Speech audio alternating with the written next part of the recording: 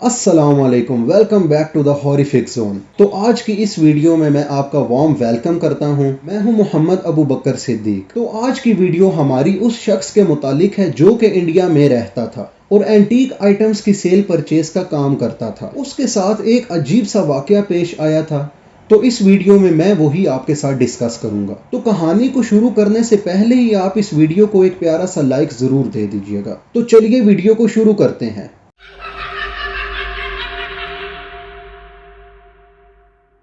मेरा नाम अर्नब राठौड़ है और मैं दिल्ली का रहने वाला हूँ। मैं कोई हॉरर बिलीवर नहीं था, ना ही मुझे भूत प्रेत पर यकीन था, लेकिन जो मेरे साथ हुआ उसके बाद मैं एक बात समझ गया। कुछ चीजें जगह से नहीं लोगों के साथ जुड़ जाती हैं और फिर सरहद भी उन्हें रोक नहीं पाती। मैं पुरानी दिल्ली में चांदनी चौक के पास में रहता हूँ। आप सब जानते ही होंगे, तंग गलियां, पुरानी दुकानें, ऊंचे मीनार और रात के बाद की एक अजीब सी खामोशी। मैं एक एंटीक शॉप चलाता हूँ। पुरानी चीजें लेना और बेचना मेरा काम है। एक दिन शाम के वक्त एक बूढ़ा आदमी मेरी शॉप पर आया। उसके कपड़े पुराने थे, आंखें अजीब सी थी, जैसे वो थका हुआ हो या शायद डरा हुआ। उसने बिना कुछ बोले एक पुराना सा लोहे का डब्बा मेरे सामने रख दिया। उसने बिल्कुल हल्की सी आवाज में कहा, बेटा मुझे पैसे नहीं चाहिए, बस इसे रख लो और इस चीज को कभी खोलना मत। मुझे थोड़ी सी हंसी तो आई, मगर मैंने हल्का सा सर हिला दिया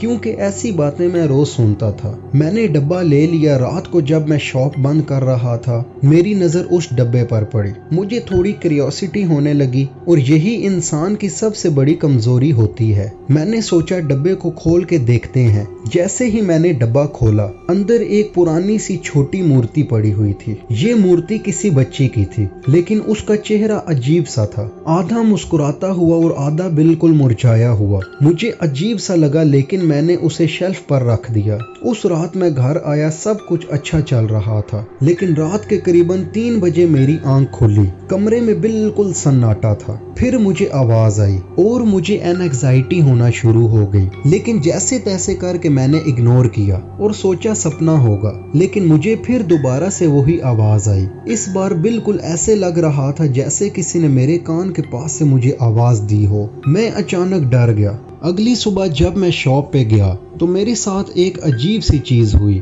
मैंने मूर्ति को जहां रखा हुआ था वहां वो मौजूद नहीं थी, बल्कि वो काउंटर के बिल्कुल बीच में पड़ी हुई थी, जैसे किसी ने जानबूझकर उसे मूव किया हो। मैंने सोचा शायद मैं भूल गया हूँगा उसे रखकर, लेकिन मुझे अंदर से कुछ अजीब सा लग रहा था। उस रात मैं शॉप पे ही रुक गया। मैंने डिसाइड किया कि मैं सच जान के ही रहूंगा। करीब रात के 2 बजे शॉप के अंदर से हल्की सी खराश की आवाज आने लगी, जैसे कोई जमीन पर कुछ घसीट रहा हो। मैंने टॉर्च उठाई और धीरे धीरे आवाज की तरफ बढ़ना शुरू कर दिया, और जो फिर मैंने देखा, मेरा खून जम गया। मूर्ति अपने आप फर्श पर हिल रही थी, बिल्कुल धीरे धीरे, जैसे कोई उसे चला रहा हो। मैं डर के मारे पीछे हट गया और जमीन पर गिर गया। जिंदगी में पहली बार मैं इतना किसी से डरा था। फिर अचानक शॉप का दरवाजा जोर से बंद हो गया और फुल अंधेरा छा गया। फिर एक आवाज आई, घर चले जाओ। मैंने बस वहां से दौड़ लगाई और घर पहुंचा, लेकिन मेरे साथ कुछ न कुछ उसके बाद होना शुरू हो गया। फिर कुछ दिन के बाद मुझे काम के सिलसिले में पाकिस्तान जाना पड़ा। मैंने सोचा थोड़ा एनवायरनमेंट चेंज होगा तो सब कुछ ठीक हो जाएगा। मैं लाहौर पहुंचा। शहर बहुत ही खूबसूरत था, लोग बहुत ही फ्रेंडली थे, लेकिन मुझे शक था कि मेरे साथ जो भी चीज है वो भी मेरे साथ ही शायद आ गई है। मैंने मूर्ति अपने बैग में रखी हुई थी। पता नहीं क्यों मैं उसे फेंक नहीं पा रहा था, जैसे वो मुझे कंट्रोल कर रही हो। होटल में पहली रात गुजारी, सब कुछ नॉर्मल था, लेकिन दूसरी रात मेरी आंख अचानक खुली। रूम का टेम्परेचर बहुत ही ज्यादा ठंडा हो गया था और मुझे आवाज आई जैसे बाथरूम की टैप अपने आप चल रही है। मैं धीरे से उठा और बाथरूम के पास गया और देखा अंदर कोई मौजूद नहीं था, लेकिन मिरर पर एक लाइन लिखी हुई थी, वापस चले जाओ। मेरा दिल जोर से धड़कने लगा। मैं जल्दी से बेड पर आया और देखा किसी ने मूर्ति मेरे बैग से बाहर निकालकर टेबल पर रखी हुई थी। मैं शॉक हो गया। मैंने उसे उठाया और बैग में दोबारा डाल दिया। उस रात मैं सो नहीं पाया। सुबह तक मैं बस एक ही बात सोच रहा था, ये चीज मेरे साथ ही क्यों हो रही है। और तीसरी रात मेरी जिंदगी की सबसे ज्यादा डरावनी रात थी। मैं सो रहा था जब मुझे महसूस हुआ कि कोई मेरे बेड के पास खड़ा हुआ है। मैंने आंख खोली और देखा एक छोटी सी लड़की, बिल्कुल मूर्ति जैसी। उसका चेहरा आधा मुस्कुराता हुआ आधा मुरझाया हुआ था। उसकी आंखें सीधा मेरी तरफ घूर रही थी। उसने पूछा, तुम मुझे यहाँ क्यों लेके आए हो? मैं बोल भी नहीं पा रहा था। फिर उसने धीरे से कहा, ये मेरा घर नहीं है। और फिर वो धीरे धीरे अंधेरे में धुआं बनकर गायब होगी। मैं समझ गया इसका कनेक्शन उस जगह से है जहाँ से ये आई है, और जब तक मैं इसे वापस नहीं ले जाता ये मेरे साथ ही रहेगी। 1-2 दिनों तक मैंने किसी काम के सिलसिले में लाहौर से कराची जाना था। मैं जब कराची पहुंचा अपने एक दोस्त के पास, मैंने उसे अपनी ये सारी बात बताई। उसने मुझे एक आदमी का कांटेक्ट दिया जो पैरानॉर्मल चीजों के बारे में बहुत कुछ जानता था। उसका नाम सलमान था। मैं उसके पास चला गया। उसने मूर्ति देखी और तुरंत सीरियस हो गया। उसकी आंखें कांपने लगी।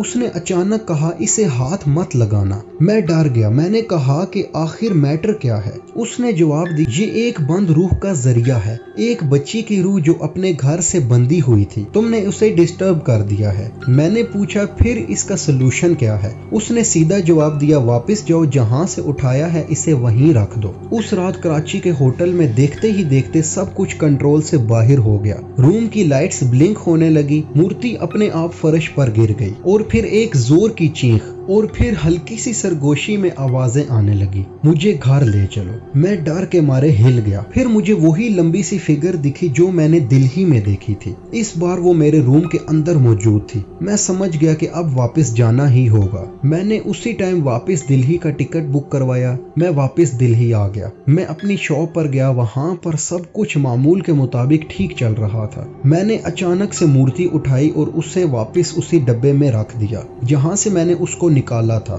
जैसे ही मैंने डब्बा बंद किया, शॉप के अंदर न जाने कहां से हवा के तेज झोंके आने लगे। दरवाजे हिलने लगे और फिर वो लड़की मेरे सामने आ गई। इस बार उसका चेहरा बिल्कुल साफ था। उसने धीरे से कहा, शुक्रिया। फिर वो मुस्कुराई और धीरे धीरे गायब हो गई। सब कुछ शांत हो गया। मैंने चैन की सांस ली और बिल्कुल पुरसुकून हो गया। मुझे लगा सब खत्म हो गया है। लेकिन कुछ दिनों के बाद मैं अपनी शॉप क्लीन कर रहा था, तब मेरी नजर एक नए डब्बे पर पड़ी जो मैंने कभी नहीं देखा था। मैंने धीरे से उसे खोला और अंदर देखा तो वही मूर्ति पड़ी हुई थी, लेकिन इस बार उसके चेहरे पर पूरी मुस्कुराहट थी और पीछे से आवाज आई, अब से यही मेरा घर है। तो दोस्तों, आप सबको मैं सबक देना चाहता हूँ, अगर आप कभी पुरानी चीजों को उठाएं तो एक बार जरूर सोचिएगा कहीं कोई अनदेखी मखलूक उसमें आपका इंतजार तो नहीं कर रही।